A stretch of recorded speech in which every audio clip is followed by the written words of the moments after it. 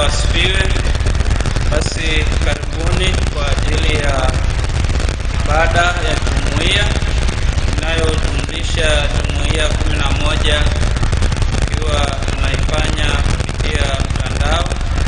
Kwa wale ambao wamejaliwa kwa kanisani, tuungane katika hali ya kushirikiana, na wale ambao wanaungana nasi wakiwa kule nyumbani, karibuni sana kwa ajili ya kumcha Bwana.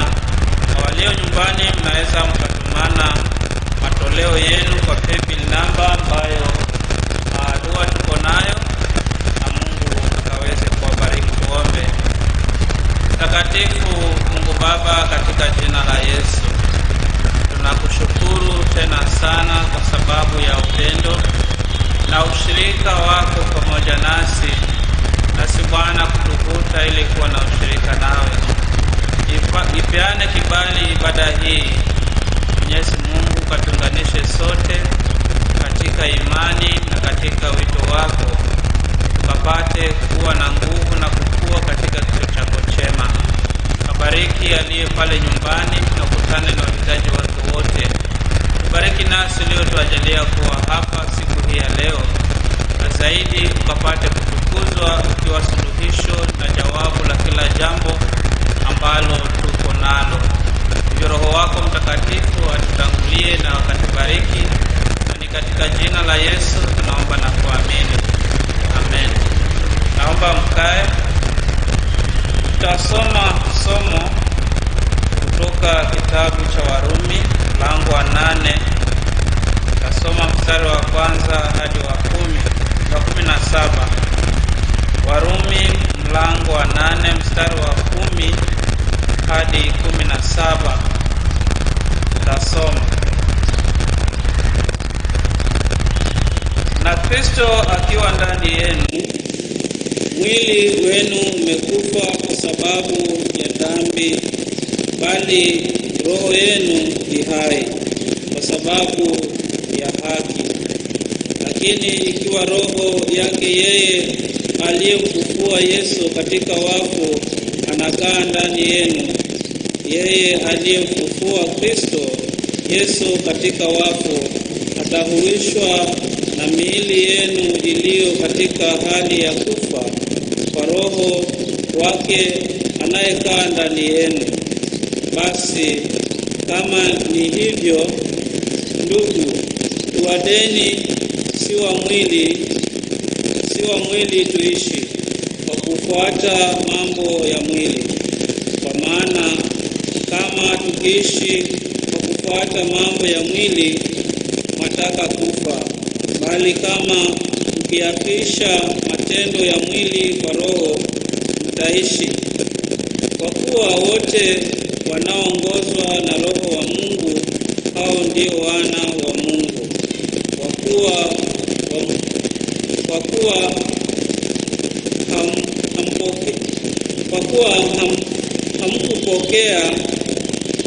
Hamkupokea tena roho ya utumwa iletayo hofu, bali mlipokea roho ya kufanywa wana, ambayo kwa hiyo twalia Aba, yaani Baba.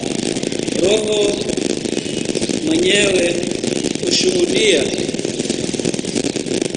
pamoja na roho zetu ya kuwa sisi tu watoto wa Mungu, na kama tu watoto, basi tuwarithi, warithi wa Mungu, warithio pamoja na Kristo, naam, tukiteswa pamoja naye, ili tupate na kutukuzwa pamoja naye. Hili ndilo neno la Bwana, na Mungu atubariki. Amen. Tuombe. Tutangulie kwa Roho wako Mtakatifu kwa neno hili, Bwana, ukimpa kibali mtumishi wako ambaye umemwandaa katika hali ya usemi, akaweze kulinena sawa na mapenzi yako. Nasi sote tukabarikiwe na kuinuliwa katika imani na maisha ya tumaini. Kwa Yesu Kristo Bwana wetu. Amen.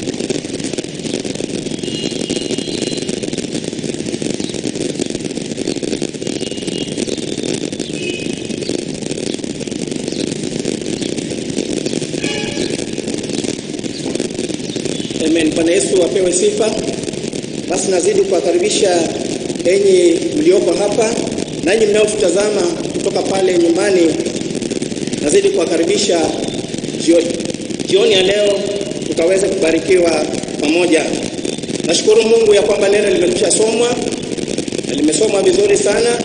Kwa hivyo tutakwenda moja kwa moja kulisikia neno la Mungu jioni ya leo. Majina yangu naitwa Zabulon Mkoa, nimeokoka. Bwana Yesu ni mwokozi wa maisha yangu, nami na hudumu kama mmoja wa malerida katika kanisa hili la Emmanuel Kengeleni.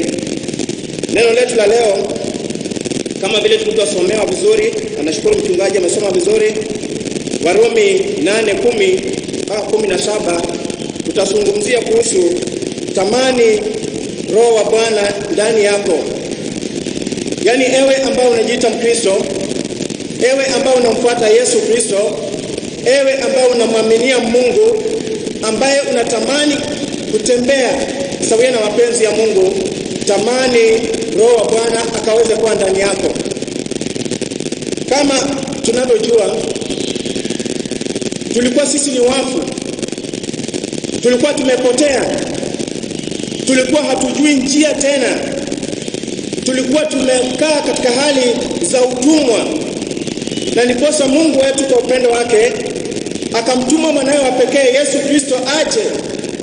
Na Biblia inasema katika Yohana 1:12 ya kwamba vile Yesu alitumwa na Mungu kuja, wale wote ambao walimwaminia Yesu Kristo, ya kwamba amekuja kufa kwa ajili ya dhambi zetu, amekuja kutuonyesha njia, amekuja kutoa giza katika maisha yetu. Wote walioamini hivyo, Biblia inasema kwamba wao walipewa na Mungu kibali cha kufanyika watoto wa Mungu, yani wale wanaoliaminio jina lake. Kwa hivyo tulipewa kibali cha kufanyika wana wa Mungu. Na Yesu Kristo naye wakati alipokuwa ako na sisi hapa duniani, na wakati imefika yeye kuondoka, na njia ile ambayo Yesu Kristo aliondoka nayo ilikuwa ni njia ya kusikitisha, maana alisulubiwa pale msalabani sawia na mtu ambaye amelaaniwa. Alisulubiwa kama mkosaji ambaye aliyefanya makosa makubwa sana, na kwa ajili ya hiyo wanafunzi wake na wafuasi wake wakaingiwa na wasiwasi kubwa sana. Hata Yesu alipofufuka kutoka pale kaburini na akawahi kukutana na wanafunzi wake, aliwakuta wakiwa katika hali ya wasiwasi. Hata akawaambia, msifadhaike, msione hofu. Na wakati sasa imefika kwamba yeye atapaa kwenda mbinguni, akaona hawa anawaacha, lakini anawaacha katika hali ya masikitiko, anawaacha katika hali ya kutojifahamu, anawaacha katika hali ya wasiwasi. Ndiposa akawaambia, kaeni Yerusalemu mkaweze kupata nguvu. Akawaambia katika Matendo ya Mitume sura ya 1 mstari wa 8, Yesu akiongea akawaambia, lakini mtapokea nguvu akisha kuachia juu yenu Roho Mtakatifu. Nanyi mtakapopata hizo nguvu kupitia kwa Roho Mtakatifu, mtakuwa mashahidi wangu kote kote. Bwana Yesu asifiwe sana. Tamani kuwa na Roho wa Bwana ndani yako, maana maisha haya ya wokovu huyawezi bila Roho wa Mungu. Ni lazima utamani kumpata huyu Roho, utamani kuwa na huyu Roho. Na huyu Roho utampata namna gani? Bwana Yesu apewe sifa. Biblia inasema kwamba wale wote waliomwamini. Kwa hivyo wakati unapomwaminia Mungu, wakati unakubali kuwa mfuasi wa Mungu, anasema kwamba katika Timotheo wa pili sura ya 1 mstari wa 7 anasema kwamba Mungu huyu anakuja na anatupatia roho wa aina yake. Ndipo Timotheo anasema, maana Mungu hakutupa roho ya uoga, bali ya nguvu na ya upendo na ya moyo wa kiasi. Bwana Yesu apewe sifa. Mungu alitupa roho huyo ili kwamba akatusaidia, kwa sababu sisi wenyewe hatuwezi. Na ukisoma pale mahali tumesoma mstari hasa zaidi ule wa 15 unasema, kwa kuwa hamkumpokea tena roho ya utumwa iletayo hofu. Maana kabla Yesu kuja, kabla haujamjua Yesu Kristo maishani mwako, kuna roho anayekutawala, na ni roho ambaye anakuletea hofu siku zote. Ni roho anakuonyesha kufa tu. Ni roho anakuonyesha kushindwa. Ni roho ambaye anakuonyesha haiwezekani. Anakuonyesha kwamba wewe hufai. Anakuonyesha wewe hakuna popote utakapofika. Hata anakuonyesha pengine hakuna maisha yajayo. Lakini huyo ni roho ambaye alitawala maisha yetu kabla hatujamjua Yesu Kristo. Lakini wakati unapomjua Yesu Kristo, Biblia inasema kwamba Mungu anakupa roho wake. Manake umepata kibali. Na ulipopata kibali umekuwa mwana wa Mungu. Na kwa sababu umekuwa mwana wa Mungu, anaachilia roho wake. Roho yule sawia na neno tuliyosoma, nasema kwamba roho yule ambaye alikuwa na Mwokozi Yesu Kristo, hata akamfufua kutoka kwa wafu, hata akamwezesha kupita mateso haya yote. Wanasema wakati ambapo umeokoka, umekufanyika mwana wa Mungu, yule roho anakuwa na sasa naye pia anakuwa ndani yako. Na kwa sababu roho wa Mungu iko ndani yako, sasa hutumikii yule roho mwingine. Roho ambaye ni wa hofu, roho ambaye anakuelekeza kwenye kifo. Lakini sasa umepokea roho ambaye kwa uwezo wake ulio mkuu amekutoa katika hesabu ya watu waliokufa na akakuingiza kwa hesabu ya watu walio hai. Amekutoa katika hesabu ya watu vipofu, anakuingiza katika hali ya watu ambao wako huru. Maana unapokuwa kipofu unakuwa kama mfungwa. Unashikwa mkono na unaelekezwa kule mwenye macho anaona. Baba akikwambia keti, utaketi. Unakuwa mtumwa, anajua wewe kitu gani kinaendelea. Unategemea watu wengine wakaweze kukusaidia. Lakini wakati unapompokea huyu roho wa Mungu, anakuweka wewe kuwa huru. Alikutoa katika hali ya kuchanganyikiwa. Biblia inasema kwamba alikutoa katika hali ya kuchanganyikiwa, manake huyu roho Mungu ambaye amekupatia ni roho wa moyo wa kiasi, yaani moyo wa kutambua mambo mema na kutambua mambo mabaya, kujiepusha hata na hatari. Biblia inasema kwamba mtu mwenye hekima, na hekima haitoki popote pale, mtu mwenye hekima anaona hatari ikija akajiepusha, lakini mpumbavu huenda tu akajiingiza. Na huyu roho wa kiasi utampata kutoka mahali pengine popote, utampata tu wakati unapokubali kukaa na huyu roho wa Mungu. Bwana Yesu apewe sifa. Kwa hivyo roho huyu ambaye tulipewa alitupatia matumaini. Roho huyu alitutoa kuwa watu watwana. Mtu mtwana ni mtu ambaye hana ufahamu. Ndio msema Kiswahili unasema kwamba mla ng'ombe na mtwana huumia muungwana. Yaani wewe mtwana ni mtu ambaye akiambiwa haya, dini yetu sasa ni mangoma huko. Akiambiwa sasa tumepata dini nyingine kule Kembena hapa ni nzuri huko. Akipata sasa, yani anategemea watu wengine. Yaani mtwana ambaye hana ufahamu. Lakini sasa tumepewa ufahamu, tukapewa hata na hekima itokayo kwa Mungu. Ameondoa unyonge, ametupa nguvu. Ameondoa hali ya kuwa maskini wa kiroho, tunakuwa matajiri wa kiroho. Kwa sababu hata Biblia inasema kwamba wacha tuseme kwamba tumatajiri. Kwa sababu kama umefanyika mwana wa Mungu, ni nani mwingine aliye tajiri kuliko Mungu? Bwana Yesu apewe sifa.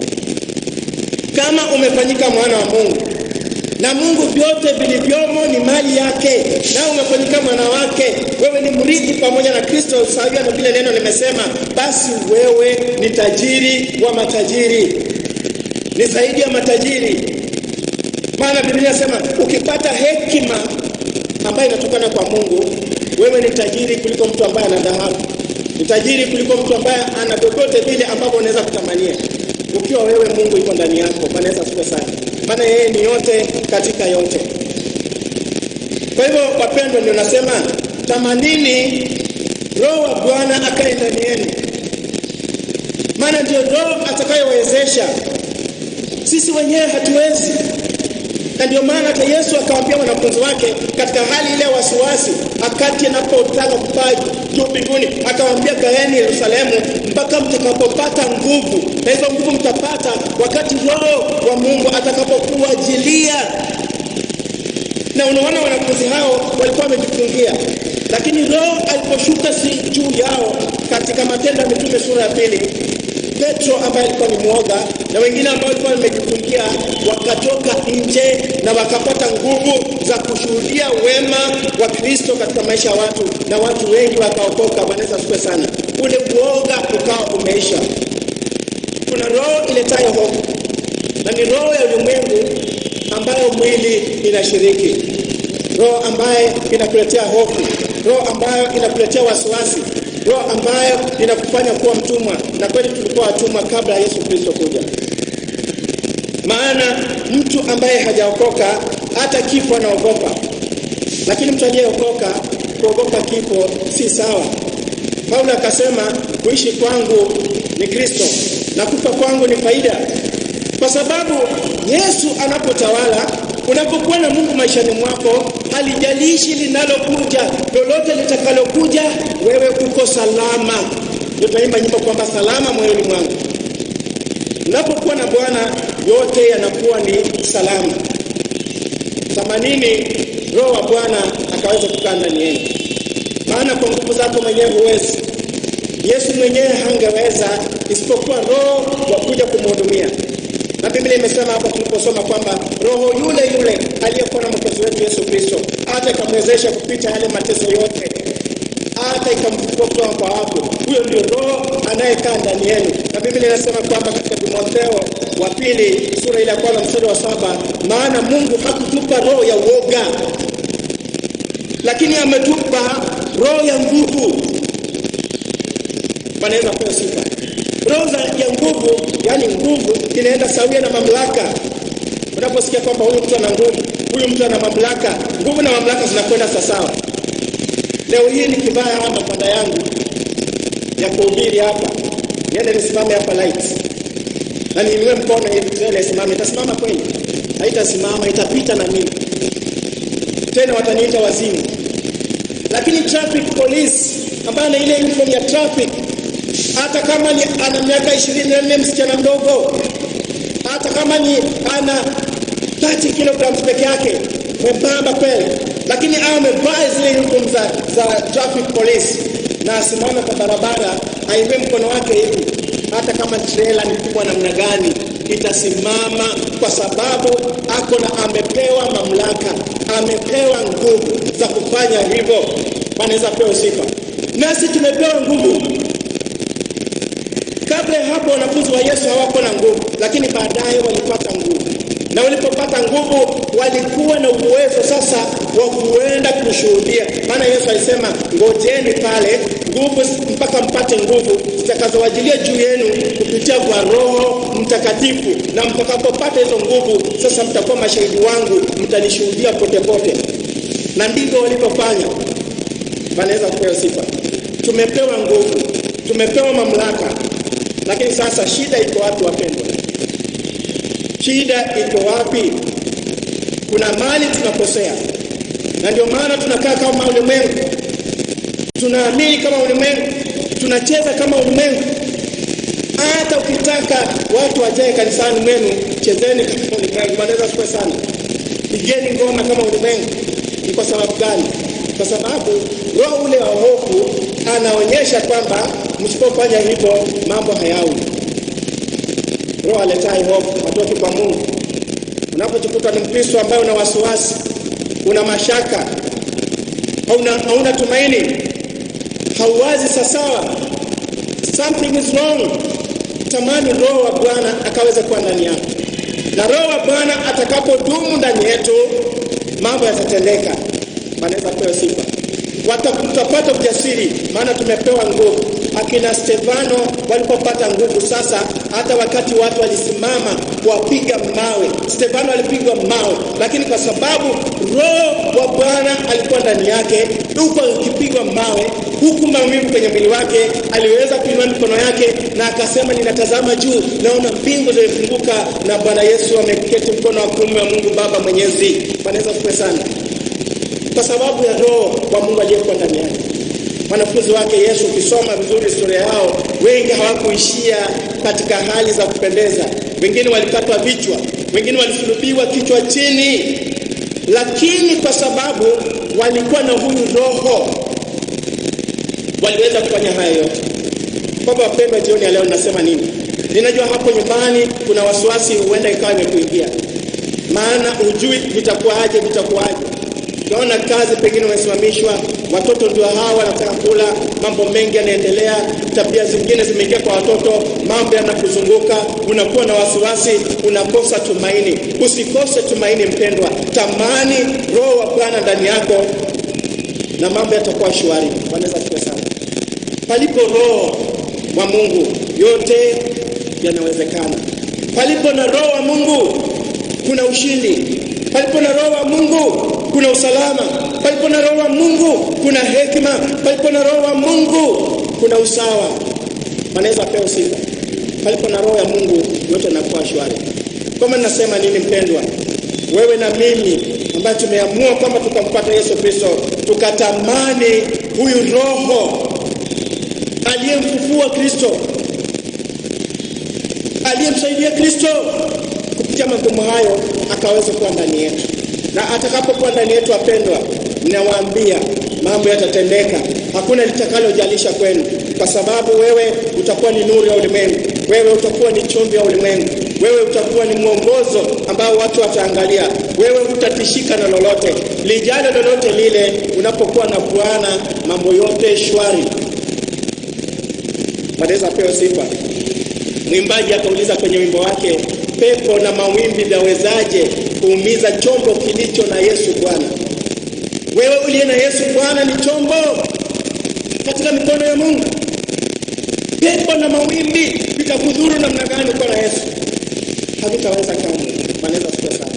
Tamanini kuwa na Roho wa Bwana katika maisha yetu. Na tutakapofanya hivyo, Mungu atatuwezesha na tutaona maisha yetu yakiwa sawa. Maana kuna vitu vingine unalilia unnecessary kwa sababu ya kukosa uongozi wa Roho. Zile vitu tunakutamani havina thamani kuliko kuwa na Roho wa Mungu ndani yako. Tamani kuwa na Roho wa Bwana ndani yako na utaona mambo yote shwari. Utakuwa unapita hali sawia na wengine.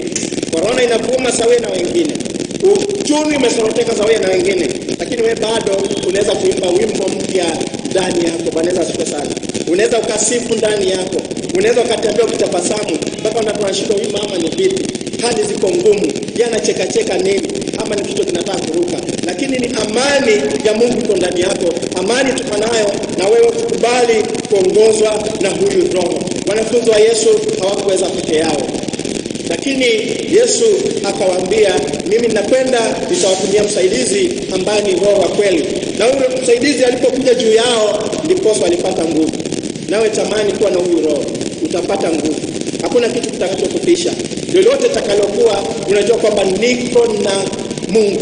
Niko na Yesu. Roho wa Mungu ananitawala. Kwa hivyo whatever comes your way haitakuyumbisha. Hautakuwa na hofu tena.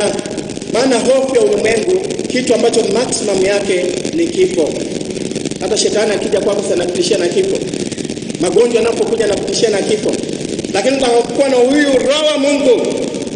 Hata ije utasema kwamba neno letu ambalo tumesoma mstari wa 17 unasema, na kama tu watoto basi warithi na Mungu, waridhio pamoja na Kristo, naam tukiteswa pamoja naye ili tupate na kutukuzwa pamoja naye. Kwa hata mateso yanapokuja, ujapoteswa ukiwa ndani ya Kristo, ni heri uteswe ukiwa ndani ya Kristo kuliko pako mafuta ukiwa nje ya Kristo. Wanaweza asiwe sana. Ni heri uteseke kwa sababu ya Kristo kuliko upakwe mafuta kwa sababu ya ulimwengu. Na Yesu akasema, watawatesa nini? Kama walimtesa mimi, mti yule bichi kama mimi, nyinyi mtawatesa namna gani? Kama walimchukia Kristo, watauchukia kiasi gani? Sasa ni kitu gani kilichomfanya Yesu kusimama katikati ya watu? Imagine anawalisha na wale watu waliowalisha. Tena ukati yao wamesimama pale wakisema msulubishe. Wale watu walioponya ukoma, ama pengine jamii yake aliponya ukoma, na yeye pia pale sulubisha. Wale watu waliotendea miujiza wanasema sulubisha. Bila Roho wa Mungu huwezi. Unatenda wema kwa mtu, anakugeukia ubaya. Unafanya mema, anakusema vibaya. Bila Roho wa Mungu nao utageuka uanze kulipisha kisasi. Na Biblia inasema kwamba hasira ya mwanadamu haitendi mapenzi ya Mungu. Na utakuwa tuna roho wa kiasi kama utakubali Roho wa Mungu kudhibiti. Roho wa Mungu akiongoza. Unasema kwamba Roho wa Bwana tawala, Roho wa Bwana tawala, Roho wa Bwana atakapokutawala hata watakukosa kukuelewa. Watu wataona ni kama wewe akili zako zinataka kuruka. Watu watakuona kama wewe ni mtu kwa old version. Watu watakuona kama wewe ni sumbukuku. Sumbukuku kule Tanzania ni mtu ambaye ni mpumbavu wa mpumbavu, sumbukuku. Lakini kwa sababu unamwamini Kristo, kwa sababu majira ya Roho wa Mungu kutembea pamoja nawe, mwisho wa yote, umepitia hayo yote, utatukuzwa pamoja na Kristo. Kwa sababu nikimalizia ni kwamba Yohana 1:12, wale wote ambao tumempokea Yesu Kristo tumepewa uwezo wa kufanyika wana wa Mungu. Na kwa sababu tu wana wa Mungu, Mungu sasa ni baba yetu, na atakapokuwa anatoa urithi wake, nawe pia hutasaulika. Anasema utarithi pamoja na Kristo. Wanaweza pewa sifa. Lakini kabla hiyo unamhitaji huyu Roho. Na huyu Roho utampata namna gani? Nimesema wazi, wale wote waliomwamini, waliompokea, wale wote waliaminio jina lake, hao ndio wamepewa nguvu, wamepewa uwezo. Na wamepewa uwezo namna gani? Kupitia kwa Roho wa Mungu. Maana Timotheo wa 2 sura ya 1 mstari wa 7 inasema kwamba Mungu amekupa roho ya nguvu, sio uoga tena. Amekupa roho ya upendo, ya kuwapenda hata wasiopendeka, wapende hivyo hivyo. Unapomwangalia amekuudhi, lakini Roho wa Mungu anakuonyesha hii ni kiumbe cha Mungu, kama ni lazima nimpende. Amekuudhi kweli, lakini unasema Mungu msamehe. Hata unaweza chukua usiku ukamwombea, manaweza siku sana. Utaenda retaliate, sema amenichukia na mimi tit for tat, anisalimie na mimi simsalimie. Wewe msalimie, mwambie shalom, aseme kwenda zako, kesho shalom, kwenda zako, kesho shalom. One day atalala mahali na sema I wish yule dada angeipita aniwish shalom. Maana akikuta katika hali atakutamani hiyo shalom yako. Kwa hivyo tenda wema, na kutenda wema na kuambia utaweza kwa nguvu zako mwenyewe.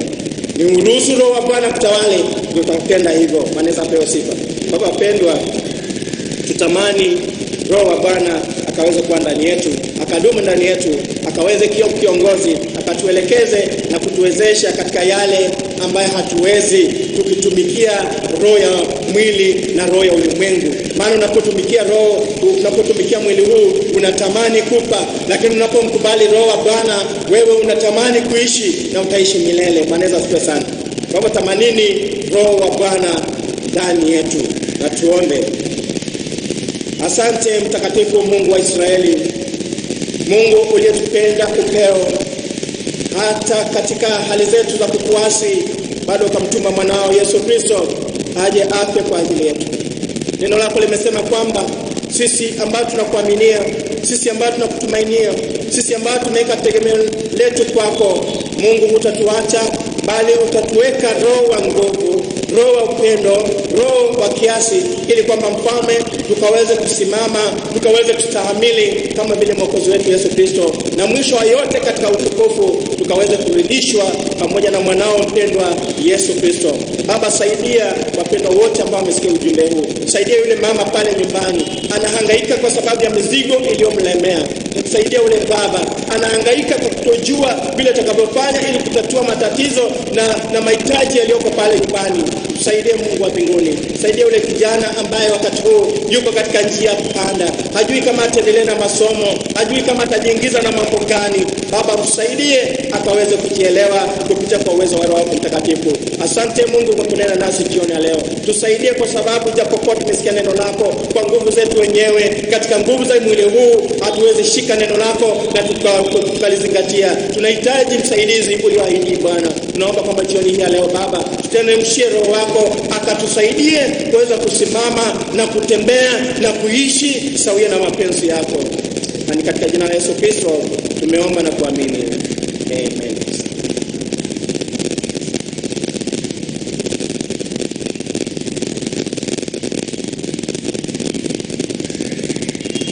Bwana Yesu asifiwe.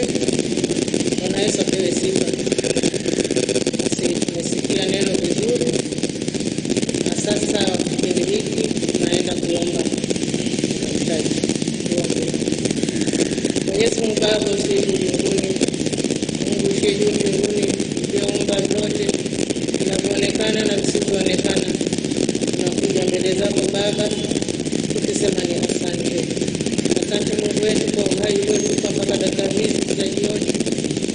Asante Baba kwa neno lako lililonenwa na mtumishi wako. Endelea kulibariki jinsi Bwana alivyonena. Tuendelee kutafuta Roho Mtakatifu. Tusaidie Baba tuweze kuwajibika. Tusaidie Mungu wetu tuweze kushika neno lako. Na Baba, sifa na utukufu tutakurudishia wewe. Angalia Baba, nakuja mbele zako tukileta president wetu mikononi mwako. Tumwombea Bwana uzima utokao kwako mbinguni. Na mwongozi wake Jehova, naomba utoke kwako, kwa maana wewe ndio mwenye uwezo wa kila jambo. Mungu mpatie hekima hata wale walio chini yake Bwana, ili Baba wanapotuongoza tuweze kuwa katika hali ya sawa. Na Mungu wetu, sifa na utukufu tutakuinulia wewe. Angalia Baba katika nchi yetu hii ya Kenya, jinsi Bwana walivyoathiriwa na ugonjwa huu wa corona. Mungu shie juu mbinguni, wewe ndio mwenye uwezo. Tunakuomba Bwana utakase hewa, utakase mawingu, ili Baba watu wako wapate kuwa hai. Mungu wetu, tunaweka mikononi mwako wale walioathirika, waliopatwa na ugonjwa huu, ambao wako katika hali ya kuwa wako hospitalini na wengine manyumbani. Baba, tunakuomba mkono wako uponyaji waguse, wapate uponyaji tokao kwako juu mbinguni. Na hata wale waliopoteza wapendwa wao pia tutaweka mikononi mwako, endelea kuwapa faraja zitokazo kwako juu mbinguni. Na sifa na utukufu tutakuinulia wewe. Mungu wetu, Baba yetu, tunazidi kunyenyekea tukiendelea kutubu yale tunaenda kinyume cha mapenzi yako, tukijua ni wewe tu, hakuna Mungu mwingine mwenye uwezo kama wako. Baba, tunaliinua jina lako, tukiwaleta Bwana mayatima na wajane mikononi mwako, tukijua Mungu ni wewe peke yako mwenye uwezo huo wa kuweza Bwana kuwatimizia mahitaji yao. Baba, tunakuomba usiwapite na watu wengine, endelea Bwana kuwatimizia hoja za mioyo yao, wabariki na uweze kuongoza. Na Baba, watulize waweze Bwana kuendelea na maisha yao. Na sifa na utukufu tutakuinulia wewe. Baba, ushie juu mbinguni, wewe ni Mungu wa kipekee. Naleta watoto vijana mikononi mwako, ikiwa Mungu na uwezo mkuu. Angalia wale watoto ambao Bwana hawajiwezi, wengine wako mabarabarani wakiokota makaratasi, wengine wanakunywa madawa, ni walevi, wengine wako katika hali ambayo hawajitambui. Wote hao Bwana ni roho zako, ni watoto wetu, tunawaleta mikononi mwako Jehova. Endelee Bwana kuwarudishia hali zao za kawaida. Na Mungu wetu, sifa na utukufu tutakuinulia wewe. Wewe pekee ndio mwenye cheo hicho Mungu. Wewe pekee yako ndio unaweza Bwana kuwakusanya na hata kuwatuliza, na watarudia hali zao za kawaida, waweze kujitambua. Na Baba, unapotenda hayo, sifa na utukufu tutakurudishia wewe. Tunaleta watoto Bwana ambao wako manyumbani wakati huu, hata kuna mashule. Naomba Baba waendelee kusikizana na wazazi wao, ili Baba wape heshima wazazi wao,